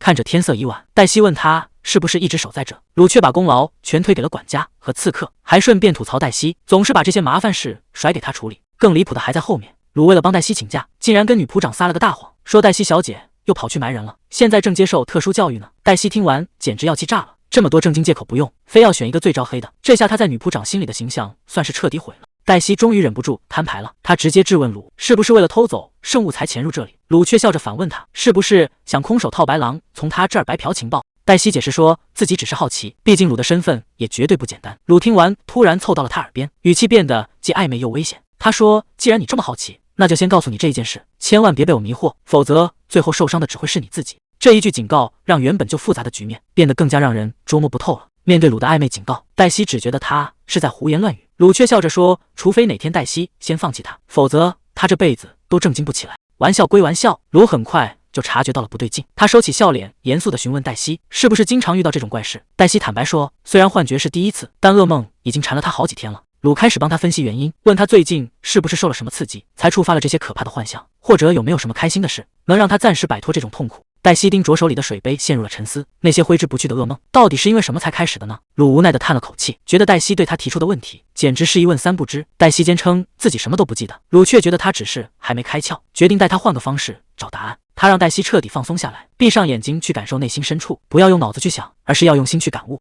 随着鲁的引导，黛西仿佛进入了一个未知的空间，耳边只剩下那个终极提问：我到底是什么？这个问题像是一道闪电，劈开了他一直以来尘封的记忆。我是谁？我真的只是一个普通的女仆吗？随着记忆的碎片彻底炸裂，黛西终于看清了真正的自己。她不仅仅是现在的女仆黛西，在那些尘封的过往里，她竟然还曾是那个威震战场的英雄安德特·费格。但这还没完，在更久远、更深邃的意识尽头，竟然还隐藏着另一个灵魂，那是一个被称作帕奇的女人。单凭一个名字，真的能了解一个人吗？对普通人来说，名字是父母给的礼物，承载着一辈子的责任。可她却给自己取名黛西，这是帝国最普通的名字，普通到掉进人堆里就再也找不着了。但这正是他想要的一个完美的伪装，为了掩盖那个不能说的身份，哪怕哪天突然消失，也不会在这个世界上留下任何痕迹。谁能想到，曾经在战场上杀红眼的英雄，现在最喜欢的竟然是扫地和擦窗户。这种不用动脑子的生活，对他来说简直是救赎。只要把灰尘擦干净，就能像个普通人一样安稳地活在阳光下，再也不用去斩妖除魔，再也不用面对无尽的杀戮。现在的他只是女仆黛西，而不是那个被鲜血浸透的安德特。本以为换个身份就能重头再来，可那些噩梦和幻觉总会在深夜突然冒出来，看着战友一个个倒下，那种无能为力的绝望至今都挥之不去。但最让他感到可怕的是那种亲手粉碎邪恶的快感，那种热血沸腾的兴奋，竟然让他感到前所未有的自由。他终于意识到自己根本没法抹掉作为安德特活过的14年，哪怕现在下定决心要当黛西，内心深处却依然留恋那个充满杀戮的战场。嘴上说着想要平凡，心里却忘不掉那份疯狂。他觉得自己真是一个虚伪又差劲的女仆。这就是你选的那盆花吗？这花特别趁这个春天长得也挺漂亮。黛西只是淡淡的回了一句，没想那么多，就是觉得名字好听。没错，他亲手种下了一朵雏菊，就像种下了现在的自己，并不是因为讨厌过去，也不是因为那段日子不值得留恋，他只是想亲手埋葬那个曾经作为安德特活着的我，让那些荣耀和鲜血都随着这盆花彻底沉入心底。他突然明白，无论是那个杀伐果断的英雄，还是现在这个平凡的女仆，每一个瞬间其实都在一层层叠加，所有的过去和现在全都是真正的我。如果能接受这一切，那么明天的我一定会比现在更有力量。这一刻，他终于不再逃避，也不再迷茫，因为他终于看清了自己到底是谁。原本脆弱的、随时会碎掉的灵魂，现在竟然变得前所未有的坚固。这种感觉就像是脱胎换骨。鲁笑着问他，是不是第一次体验这种灵肉合一的状态？看着黛西一脸疑惑，鲁不紧不慢地解释，简单来说，这就是晋升为半神的过程。虽然这只是第一步，但黛西小姐，你的人生从这一刻起要彻底变天了。黛西一脸不可置信，半神？为什么会是我？鲁却笑了笑，说他看起来明明就是个顶尖的剑术大师，难道师傅没教过他什么是灵肉合一吗？黛西下意识地回答，战场上遇到的所有人全都是他的师傅。可他马上反应过来，这男人是怎么看穿自己身份的？鲁调皮的眨眨眼，直截了当地说，这是个秘密。看着黛西吃瘪的样子，鲁笑得更开心了。他说自己最喜欢看这种表情，本想再多逗逗他。鲁看着窗外感叹，太阳都已经升起来了。黛西还没从刚才的震惊中回过神，现实的麻烦就找上门了。女仆长准时出现，推了推眼镜，微笑着说，黛西小姐，要是再敢迟到一次，你的工资可就保不住了。黛西心里顿时凉了大半截，那可是她辛苦攒下的血汗钱。可还没等她缓口气，女仆长又补了一刀，从今天开始，连午休时间也要拿来做礼仪训练。这下黛西彻底崩溃了，什么半神不半神的，现在保住工资和睡眠才是头等大事。女仆长嘴上说着，变形魔法其实也没什么高级的，可当她看到眼前的成果时，还是被惊艳到了。镜子里的黛西有着优雅的金发和深邃的蓝眼，连女仆长都忍不住感叹，这简直就是艺术品。看来这次鲁还真是有两下子，竟然能一分不差地变出他想要的样子。最让黛西意外的是，这双手干净细腻，连一个干活留下的老茧都找不到，完全就是一副养尊处优的贵公子模样。看着眼前焕然一新的黛西，女仆长忍不住感叹，这气质简直就是老牌贵族的翻版，优雅的让人挑不出毛病。可她转念一想，就算自己现在伪装成子爵，骨子里也还是那个随时会被扣工资的小女仆。女仆长倒是对她很有信心，说她现在的样子一点都不违和，表现得相当自然。黛西自嘲地笑了笑，既然已经走到了这一步，那就只能把大胆发挥到底了。反正行李已经收拾好，这支箭是不得不发了。万一真的穿帮了，反正还有鲁在前面顶着呢。谁能想到眼前这个倾国倾城的大美女，真实身份竟然这么离谱？鲁这一身红发金眼的打扮，简直美到了极点，连见惯了大场面的女仆长一时间都看直了眼。鲁直接把手搭在黛西的肩膀上，既然你现在伪装成我的女人，就给我稳重一点，别到处跟人眉来眼去的。黛西听完冷笑一声，你应该说我是你的男人，而不是你的女人。这种近距离的美颜暴击，一般人还真扛不住。鲁故意凑到黛西的耳边，是不是快被这种美貌迷得窒息了？你现在这种状态简直就是男女通杀，既然这种魅力已经不分性别，那接下来的行动就要加倍小心才行。莫里安·瑟雷尼，鲁为了能顺利潜入，竟然直接偷了一个北方伯爵家三小姐的身份，让她摇身一变成了子爵夫人，这招实在是太险了，连一向稳重的女仆长都觉得这事儿简直是胡闹，坚决不同意这种冒名顶替的行为。可鲁却一点都不慌，他早就想好了对策。黛西在心里忍不住吐槽，鲁也是真懒，每次不想费口舌去说服别人的时候，就只会用发誓这一招来敷衍了事。不过话说回来，这种靠谎言和誓言堆出来的伪装，真的能瞒过那些老狐狸吗？万事俱备，这出瞒天过海的大戏终于要正式开场了。女仆长站在马车前，最后一次叮嘱他们一定要平安回来，千万别让家族的名声受损。黛西听完微微一笑，转头看向身边的鲁，调侃道：“亲爱的，你听见管家婆的交代了吧？”鲁不仅没生气，反而顺势演得更深情了。别叫什么亲爱的，要叫我莫里安，我的爱人。毕竟我们要演的可是这世上最热烈的新婚夫妇。马车还在往前赶，但车里的气氛已经完全变了。黛西想问个明白，鲁却开了个玩笑，让他跪下叫主人才肯说。没想到黛西为了真相，竟然真的照做了。如果成神能修复身体，那被魔法震碎的灵魂呢？这已经不是寿命的问题，而是他的灵魂早就已经撑不住了。鲁一眼就看穿了黛西心里的那点小算盘，想靠成神来逆天改命。这梦做的确实有点大，他的话虽然难听，但句句都戳在心窝子上。别再抱那些没用的幻想了。马车已经进城，真正的麻烦才刚刚开始。既然来了，就要把交代的事办好。说到这个拉加尔，已经9年了吗？9年前的那天才魔法师奈塔莎正式成为了帝国的皇储，谁也没想到，在那个本该严肃的仪式上，他竟然当众找安德特讨要礼物。既然你说什么都能答应，那就娶我吧。堂堂皇储向平民求婚，那一幕成了所有人心中永远无法抹去的记忆。黛西还在回味，那塔莎确实是个有趣的女人，也不知道她现在过得怎么样。结果这一走神，就被身边的鲁抓个正着，一声亲爱的叫得她脊背发凉。别以为我不知道你在想女人，你要是敢在这个时候掉链子，我就切掉你身上最宝贝的东西。看着鲁那杀人的眼神，黛西只能在心里感叹，难道这就是婚后生活吗？飞艇已经准备就绪，这场危险的伪装游戏正式开始了。侍者恭恭敬敬地迎上来，行李会被直接送往房间，而现在的重头戏是正在进行的盛大宴会。黛西只是淡淡的应了一声，表现得像个真正的贵族。随着沉重的大门被推开，司仪高声宣布了他们的到来。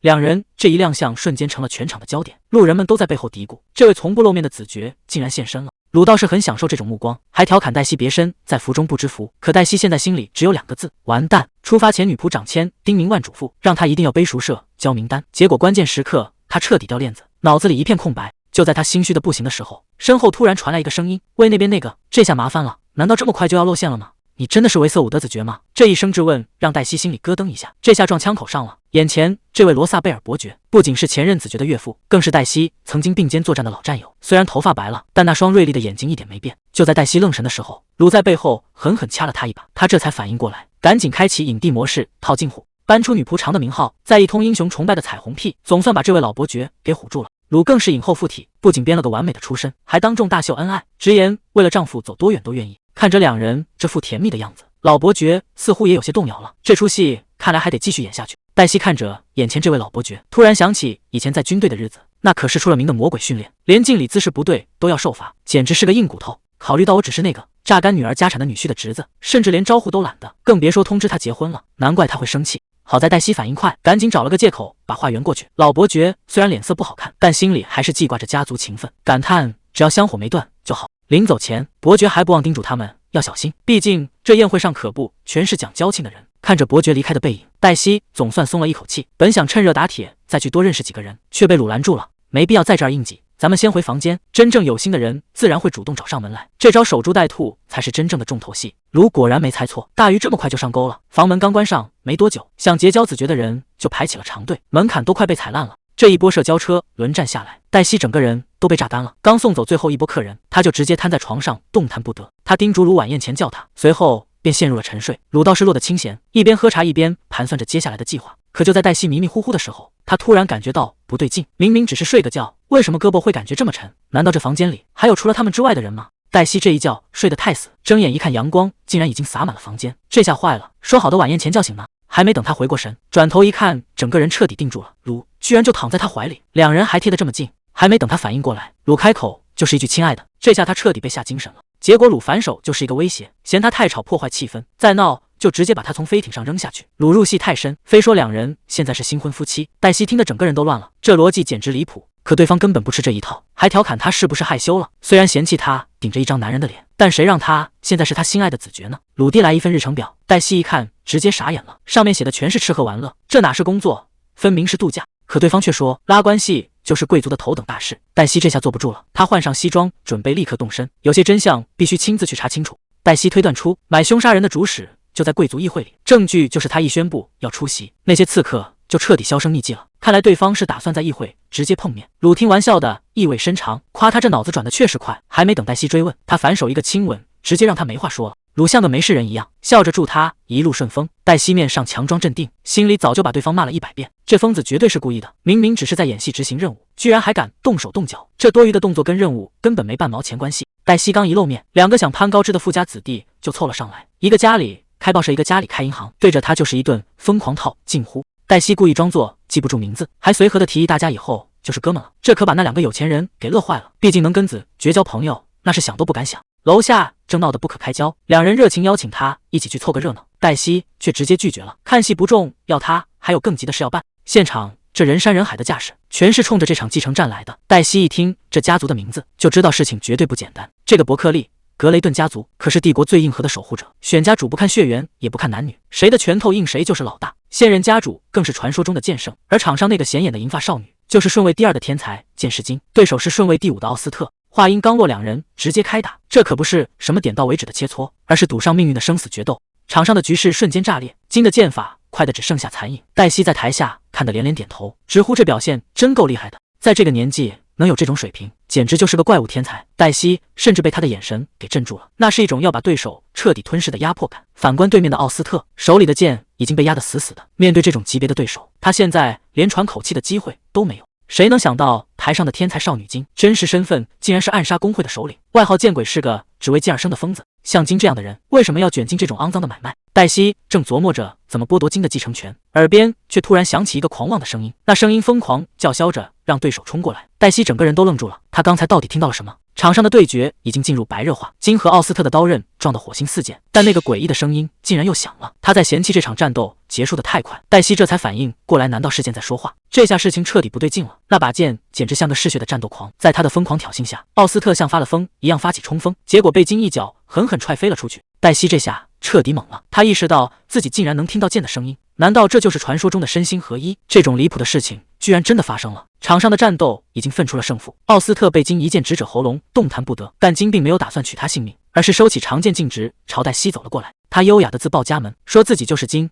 伯克利格雷顿，还礼貌的问能不能耽误大家一点时间。金礼貌的问能不能耽误点时间。黛西心里清楚，现在绝不是谈话的好时机，既然躲不掉，那就只能像狐狸一样耍个滑头了。他直接笑着回了一句，真抱歉，我可是个有家室的人。这话一出，旁边的两个人都听傻了，这局面反转的也太快了。黛西这招简直绝了，他祝金能找到更好的归宿，直接把天给聊死了。金整个人愣在原地，满脑子都是问号，这剧本跟他想的完全不一样。黛西端起酒杯，感叹拒绝的挺体面，男人心里暗骂体面个鬼，刚丢完这种重磅炸弹，谁还能喝得下酒？男人却收起了笑脸，他说别的女人可能是涂黛西的脸，但金不一样，这个女人绝对另有目的。金这个女人是出了名的剑痴，除了手里的剑，她对任何事都不感兴趣。黛西也觉得不对劲，刚才金看她的眼神根本不是在示好，而是在盯着猎物。更离谱的是，根据管家提供的情报，这个剑痴竟然还是暗杀工会的头目，这身份反差也太大了。一个职业杀手为什么要在大庭广众之下这么高调的接近目标？他绝对没安好心。男人看黛西半天没动静，忍不住问了一句：“你到底在想什么呢？”既然事情已经到了这一步，黛西决定不再躲了。她笑着对同伴说：“自己刚才想到了一个好主意。”其实她心里很清楚，想要引蛇出洞，就要亲自下场当诱饵。接下来的日子，她表面上过得花天酒地，白天陪着那帮贵族看戏，晚上就钻进屋里跟卢打牌。谁都以为她在混日子，但这只是黛西打的掩护，她可一点都没闲着。就在这真真假假的应酬里，她已经神不知鬼不觉的拿到了3条最关键的情报。第一条情报，金虽然强得离谱，但他这辈子都当不了家族继承人，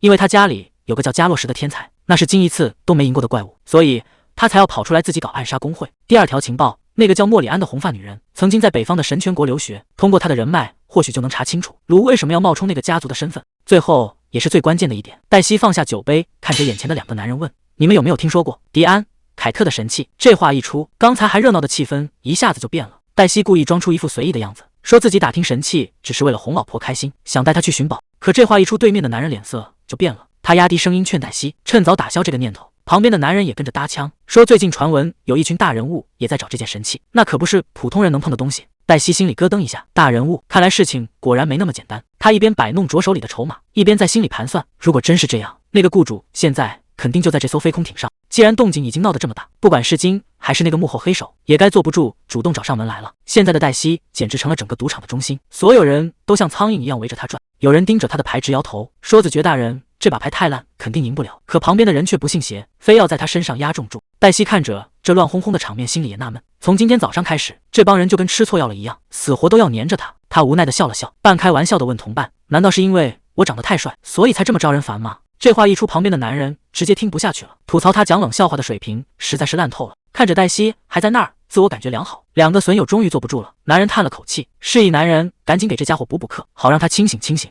男人直接开启了现场教学，他指着那张阶级金字塔，告诉黛西，能登上这艘黑拉加尔号的人确实非富即贵，但你以为只要是贵族就一定高人一等吗？那可就大错特错了。在这艘船上，有些落魄贵族混得还不如平民，而有些有钱的平民地位反而比贵族还要高。男人推了推眼镜，语气变得严肃起来。要是往深了说，这种奇怪的现象，其实全是因为一个最现实的原因。在这艘船上的贵族圈里，战队才是决定地位的关键，要么是效忠皇帝的保皇派，要么是追随拉斐洛大公的清洁奈尔派。2派之间隔着一道根本翻不过去的高墙。那么问题来了，黛西所在的维瑟伍德家族到底属于哪一派呢？黛西无奈地摊开手，说这个家族的立场简直模糊的要命，当年参加了战争，却没捞到好处，之后又一直销声匿迹，没人知道你们是效忠皇帝还是倒向了大公。现在的黛西就像是赌桌上的一张鬼牌，谁也看不透他到底会站在哪一边。朋友们还在旁边调侃黛西，说他放着正经贵族不理，偏要跟这帮平民子弟混在一起，这种不按套路出牌的性格，反而让所有人都对他充满了好奇。黛西听着这些话，脸上虽然带着笑，心里却早就盘算好了，这正是他想要的效果。在不知不觉中，他已经给自己营造了一个最完美的诱饵身份。现在万事俱备，就看金或者那个神秘的委托人会不会乖乖咬钩了。就在黛西犹豫要不要出牌的时候，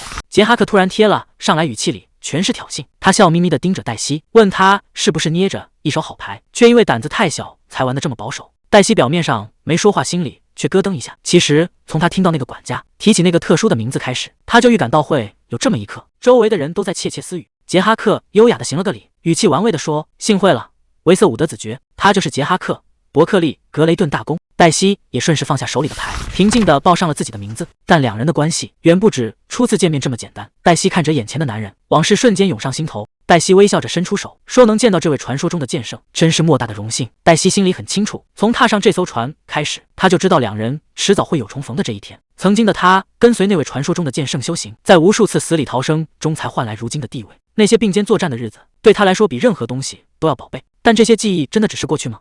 杰哈克主动开口，想找个安静的地方聊聊。黛西表面上客客气气，心里却已经察觉到了不对劲。虽然对方掩饰得很好，但那种藏不住的杀气还是被黛西抓了个正着。这下真相大白了，原来这位大名鼎鼎的剑圣竟然就是背后的委托人。局面彻底反转，真正的较量才刚刚开始。杰哈克笑着提议，想让黛西和他女儿切磋一下，还客气的请他多多指教。黛西这下全看明白了，什么剑圣，什么公爵之女，全都是幌子。因为金还没有继承爵位，不受皇室条约的限制，所以他才会被当成傀儡，成了杰哈克手里最听话的杀人工具。这背后的算计真是让人脊背发凉。黛西心里咯噔一下，眼前的剑圣竟然就是幕后黑手，这下真是抽到了最烂的一张牌。随从们赶紧出来打圆场，说黛西这双手细皮嫩肉的，根本就不是拿剑的料。可杰哈克根本不吃这一套，他盯着黛西，语气里全是挑衅。难道子爵也觉得因为自己不是剑客，就没法进行这场切磋了吗？这下麻烦了，对方这是要硬逼着他出手。谁也没想到，黛西不仅答应了切磋，还反手提出了2个条件：第一，决斗必须私下进行，谁也不准围观；第二，如果金输了，就必须彻底放弃继承权。这话一出，全场的人都傻眼了，这哪里是切磋，这分明是要断了人家的后路。黛西笑着解释，说是不想让大家看到丢人现眼的一幕，更不想看一个败将去当公爵。局面瞬间失控，现在压力全给到了金这边，看他敢不敢接着玩命的赌注。金没有半点犹豫，当众接下了这个玩命的赌注。他觉得黛西的要求很合理。杰哈克冷笑一声，立刻安排换个地方，准备开始这场私下的对决。黛西握紧了手中的长剑，她心里很清楚，眼前这个男人绝对不能小看，真正的较量现在才要开始。杰哈克表现得很是大方，他说决斗定得太仓促，担心黛西没带兵器，主动把自己的剑借了出来。黛西道谢后接过长剑，可就在这一瞬间，杰哈克突然凑到他耳边，问了一个让人后背发凉的问题。他说我们是不是以前在哪见过？这显然是在试探黛西的底细，气氛一下子变得非常诡异。黛西却面不改色，微笑着给出了最完美的回答：不可能，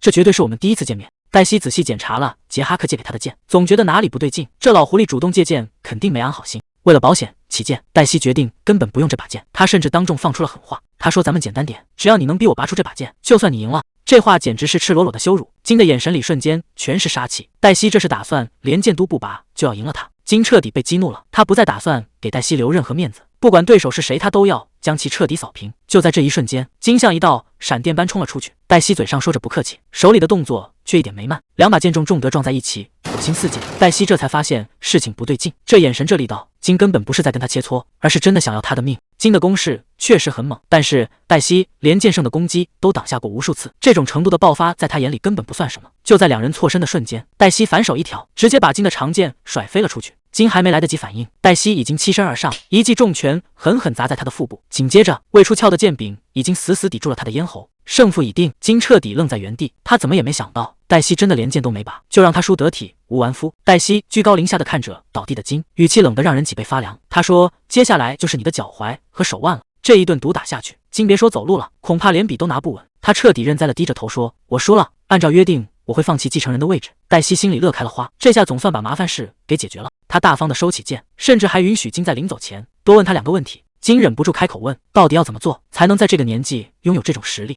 黛西看着眼前这个视剑如命的女孩，虽然有些欣赏，但她还是把剑递还给金。你做不到。黛西心里很清楚，她之所以能变强的这么快，是因为她经历过常人根本无法想象的痛苦，而且直到现在她还在为此付出代价。金好奇地追问，到底是什么代价？黛西却只是神秘一笑，说是秘密，毕竟这种事他没法跟任何人解释，总不能直接告诉他自己是死过一次又重新活过来的吧？这个秘密注定要烂在肚子里了。谁能想到金在输掉比赛后，竟然一脸认真地问黛西能不能收她当徒弟。黛西听完差点没站稳，这可是剑圣的亲闺女，收她当徒弟，那不是给自己找麻烦吗？她二话不说，直接转身溜之大吉，把金一个人晾在了原地。黛西心里很清楚，她剩下的时间已经不多了，与其跟这些大人物纠缠不清，她更想把心思全都花在鲁的身上。黛西怎么也没想到，自己刚一推开门，看到的竟然是这种画面：鲁正衣衫不整地压在一个红发美女身上，甚至还一脸坏笑地对着黛西打招呼。黛西整个人都傻了，这到底是什么场面？鲁的床上怎么会躺着个陌生的贵族女人？她试探着问，这人不会是没命了吧？鲁却一脸淡定，不是谁都像黛西小姐那样命硬。黛西嘴欠补了一句，难道你们刚才折腾得太厉害了？鲁的眼神瞬间冷了下来，你是在暗示我背着人在搞外遇吗？这下麻烦了，玩笑开得有点大。黛西赶紧摆手认怂，但她心里清楚，事情绝对没那么简单，除非是出了意外，否则根本没理由解除变形。她突然想起那塔莎曾经提过的那件事，真正的秘密恐怕才刚刚露头，在变形状态下是没法使用其他魔法的。也就是说，鲁之所以会变回原样，是因为这个女人把他逼到了不得不出手的地步。黛西试探着问，难道是刺杀？鲁笑了笑，一点都没错，这下事情闹大了，难道是剑圣派来的人？黛西追问，他为什么要攻击你？鲁耸了耸肩，谁知道呢？他一边说着，一边再次凝聚起魔力。既然想知道答案，直接问他本人不就好了？疯了，鲁竟然又在用这种禁术，这可是最危险的精神控制魔法。既然黛西小姐这么好奇，鲁冷冷地说，那就让她自己开口。黛西立刻上前审问，子爵夫人，你为什么要袭击鲁？你的目的到底是什么？女人的眼神彻底涣散，断断续续的回答，我没有瞄准子爵夫人，我的任务是盯着整个贵族议会。黛西愣住了，她竟然连身份都是假的，难道这里只有你一个眼线吗？女人的回答让在场的人脊背发凉，不像我这样的总共有12个，这下麻烦了，真正的敌人远比想象中要多得多。审问终于有了突破，女人的声音颤抖着吐出了一个惊天秘密，那栋别墅其实是恐怖袭击的据点。局面彻底失控了。与此同时，在另一边的房间里，金推门走了进去，杰哈克坐在沙发上，头也不抬的调侃，这可不像你平时的样子，金没有反驳，只是沉默着递出了手中的佩剑。我无话可说。杰哈克接过佩剑，指尖划过冰冷的锋刃，他只想知道一件事：那个子爵的实力到底到了什么地步？金低着头，声音里满是挫败感。既然我输了，我会按照约定退出家族。闭嘴！杰哈克直接打断了他。我才是这个家的主人，在那之前，你先回答我的问题。金沉默了很久，终于说出了那个让杰哈克无法接受的事实：我不知道，因为他连剑都没拔。杰哈克愣住了，对方甚至没有拔剑，你就已经输得一败涂地。看来金并没有撒谎，他一向是最听话的继承人，也最清楚自己和强者的差距。正因为如此，他才急于立功证明自己。可谁能想到，这次他踢到的是一块根本踢不动的铁板，局面彻底变了。对手的深不可测，让杰哈克感到了前所未有的压力。金在撒谎，他在刻意回避关于那个男人的问题。看来他们两个之间确实有些不为人知的秘密。杰哈克把剑丢了回去，冷冷地丢下一句：“继续训练吧。”他仔细检查过那把剑，虽然看起来和往常一样，但只要是高手交锋，就一定会留下痕迹。可这把剑太干净了，干净的让人心里发毛。杰哈克转过身看着窗外的夜色，他心里很清楚，想要拿到那个神器丁哲领地已经没用了，真正的突破口是那个叫维瑟伍德的子爵本人，